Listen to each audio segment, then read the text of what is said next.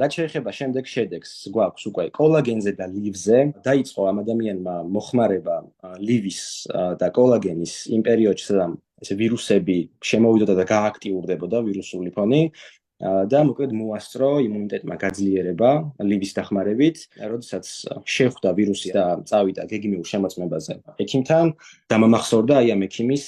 გაკვირვება და ემოცია, რომ ჰქონდა ამ ადამიანს ყელის არეში სიწითლე და ისეთი სიწითლე, რომ ექიმი ეუბნებოდა, რომ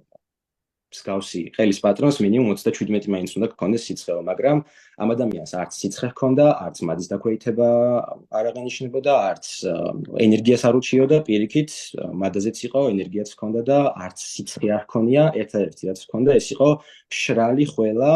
ეგეც ერთი თვის განმავლობაში და ერთ თვის თავზე, მოკლედ თავზე ქუდ დაიხურა აი ამ მშრალმა ხველამ და საიდანაც მოვიდა ისევ წავიდა. შემდგომ ამ ადამიანმა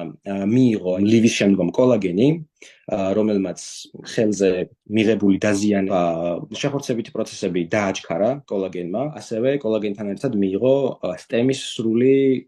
კომპლექტი. აქ იგულისხმება სტემომეგა, სტემი და ნადპლუსი და აი ამ მთლიანი კომპლექტის მიღების შემდგომ იყო ის უკავშირი, რომ შემიმცირდა დაღლილობა და უფრო სწრაფად ვაზროვნებ იმასთან შედარებით, სადაც დავიწყებდი მოკლედ აი ამ სტემის კომპლექტის მიღებას, ანუ კოგნიტური ფუნქციები გააუმჯობესა ჩვენმა სტემებმა.